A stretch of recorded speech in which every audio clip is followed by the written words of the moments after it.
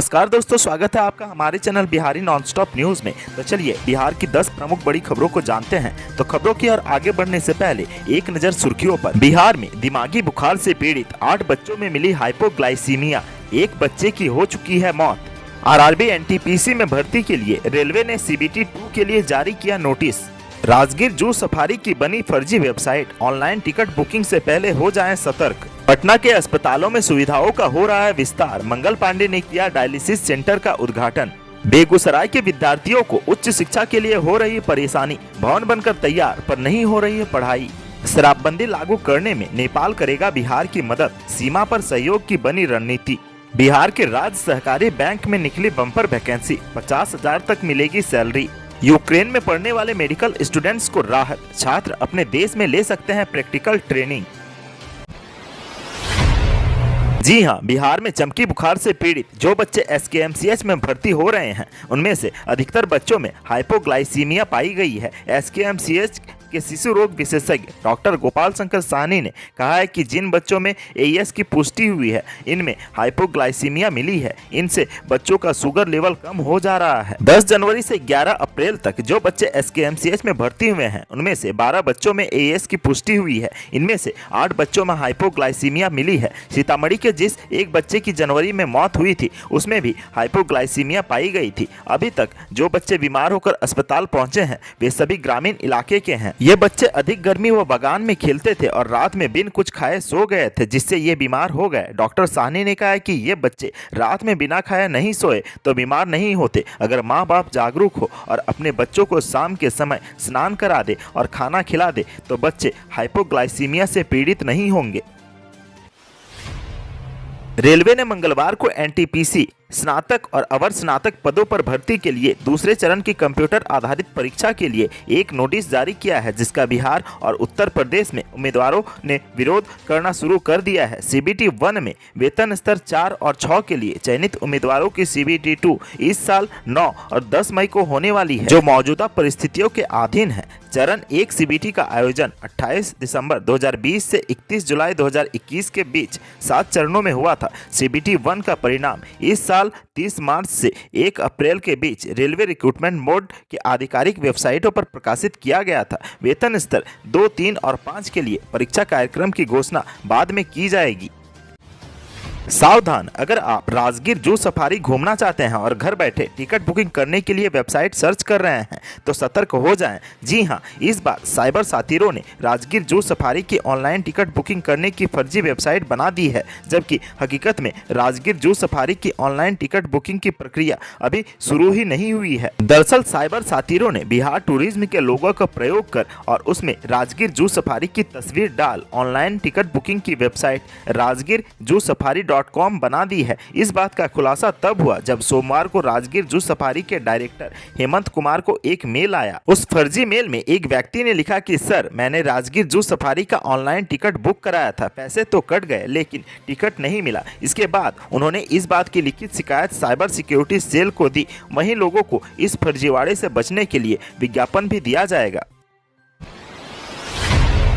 बिहार के स्वास्थ्य मंत्री मंगल पांडे ने कंकड़बाग के डॉक्टर्स कॉलोनी स्थित मेडिवर्सल मल्टी सुपर स्पेशलिटी अस्पताल में सोमवार को अत्याधुनिक नेफ्रोलॉजी और डायलिसिस सेंटर का शुभारंभ किया। इस मौके पर उन्होंने कहा कि अस्पताल में मरीजों के हित में सुविधाओं का विस्तार किया जा रहा है। इस मौके पर मेयर सीता साहू ने भी अपने विचार व्यक्त किए। मेडिवर्सल हॉस्पिटल के चेयरमैन विजय किशोर पुरिया, संरक्षक डॉक्टर विमल कारक, डॉक्टर दीपक कुमार, डॉक्टर ऋषि किशोर भी उपस्थित थे। इस मौके पर मेडिवर्सल के फाउंडर डायरेक्टर नवनीत रंजन ने खुशी जाहिर करते हुए बताया कि यह सेंटर नवीनतम तकनीक और बुनियादी ढांचे से लैस है। उन्होंने कहा कि यह सेंटर आने वाले मरीजों के सर्वोत्तम स्वास्थ्य परिणामों को सुनिश्चित करेगा। हम विश्व स्तरीय सुविधाएं और सेवाएं प्रदान करके अपने मौजूदा रोगियों के साथ साथ भविष्य के सभी रोगियों के जीवन की गुणवत्ता को बढ़ाने और सुधारने का लक्ष्य रखते हैं। हमारे रोगियों के जीवन की गुणवत्ता में समग्र सुधार संभव है। नेफ्रोलॉजी मरीजों के लिए उपलब्ध सुविधाएं निश्चित रूप से मरीजों के तकलीफ को कम करने का उपाय होगी।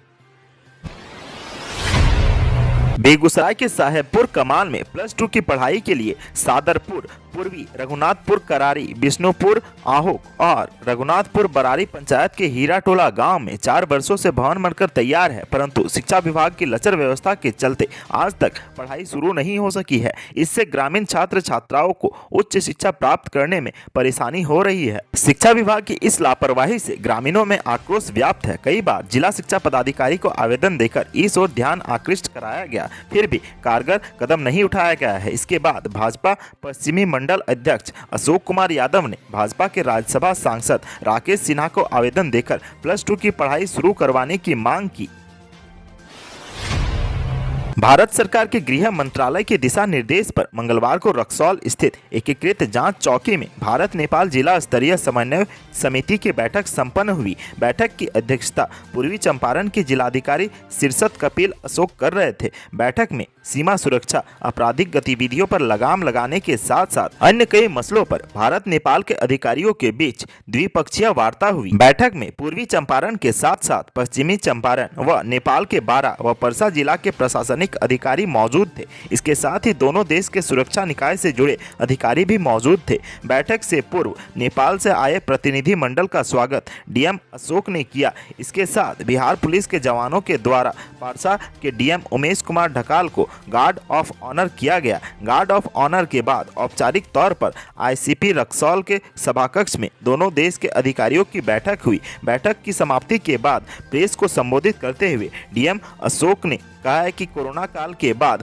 काफी लंबे समय पर यह बैठक हुई है। नेपाल में आगे निकाय चुनाव है, जिसको लेकर वहां के अधिकारियों से सीमा सुरक्षा को लेकर आवश्यक चर्चा की गई। साथ ही राज्य में लागू शराबबंदी को सफल बनाने के लिए नेपाल प्रशासन से अपेक्षित सहयोग पर चर्चा की गई, ताकि सीमा पार से शराब की तस्करी न हो।